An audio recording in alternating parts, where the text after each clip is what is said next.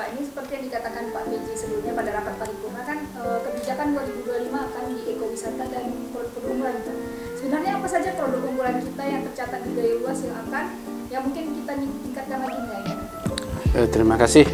Saya selaku Kepala Bapeda mewakili pimpinan atau Pak PJ Bupati dengan ini menjawab pertanyaan saudara bahwa produk unggulan kita ada beberapa hal, diantaranya kopi Gayo, Sriwangi, Nilam, Kemiri, dan Getah Pinus.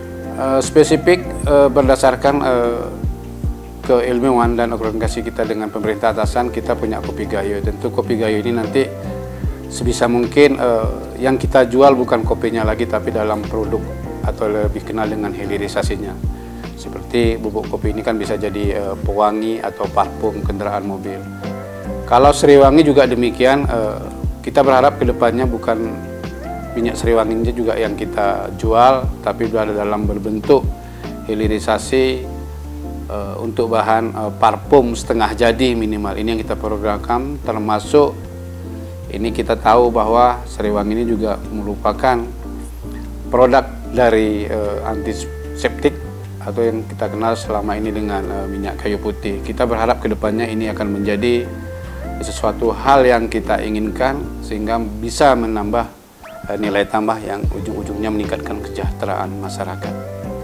Kan Pak PJ tadi memberikan ekowisata dan agrowisata. Sebenarnya apa yang dimaksud dengan ekowisata dan agrowisata yang dikatakan Pak PJ? Ekowisata ini lebih kepada minat khusus, yaitu yang menikmati suasana lingkungan dengan kesejukan dan keindahan alam.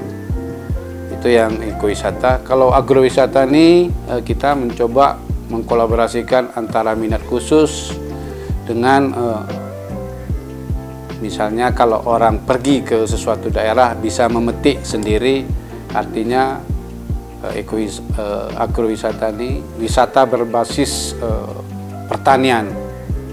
Mungkin itu yang bisa kita jelaskan. Untuk wilayahnya nanti kita sampaikan juga ini yang mana agrowisata dan daerah mana yang ekowisata, tergantung nanti dari yang kita inginkan.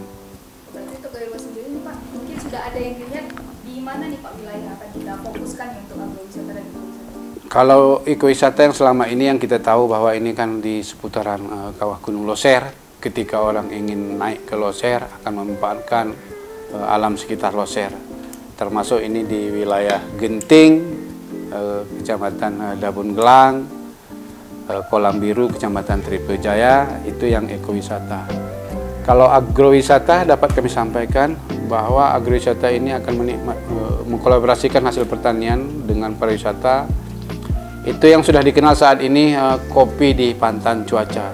Cuman ada sesuatu hal yang tertinggal di kita ini. Sebenarnya kalau kita lihat di daerah Belang Pegayan ini hampir sama dengan di Bogor. Itu view-nya sangat bagus dari atas ke bawah. Itu ke depan kita coba kembangkan dengan konsep agrowisata. Itu yang tertinggal selama ini sama kita. Setelah kita melihat lingkungan, itu cocok untuk kita kembangkan sebagai agrowisata di Kecamatan Belang Pegayan. Kita tahu bahwa Belang Pegayan itu menghasilkan produk cabai, bawang. Sebenarnya itu di daerah lain sudah dimanfaatkan sebagai agrowisata. Kita mencoba untuk Gaya Luas akan kita kembangkan juga seperti hal-hal yang di Pulau Jawa demikian. Bagaimana nanti penyesuaian mengkoneksikan KRI ini dengan visi misi Bupati terpilihnya Pak? Apakah nanti harus diikuti atau disesuaikan untuk 2020? Kita perlu berbangga terhadap para kandidat kita. Sebenarnya ini yang menyampaikan konsep visi misi Bupati ini dirancang secara makro oleh Bapeda, ditindaklanjuti oleh para kandidat. Setelah kita melihat visi misi mereka ketika kita menyampaikan bersama KIP, hanya tinggal menyesuaikan saja yang dari kandidat-kandidat terhadap visi pemerintah Kabupaten Gaya Luas ini. Kita berharap nanti mungkin kalau ada debat kandidat sebagai konsep-konseptor nanti termasuk dari Bapeda untuk menyelaraskan visi misi Bupati dan Wakil Bupati terpilih nantinya. Pak, nanti yang menjadi leading sektor untuk peningkatan ekowisata, produk-produk unggulan ini siapa saja? Kami pikir ini nanti tetap di bawah koordinator Bapeda selaku badan perencana. Tentu secara teknis akan ditindaklanjuti oleh Dinas Pariwisata, Pertanian, Perindakop, dan perindustrian perdagangan. Tentu ini nanti untuk lebih meyakinkan akan kita buatkan suatu keputusan Bupati nanti untuk mengembangkan apa yang kita inginkan itu.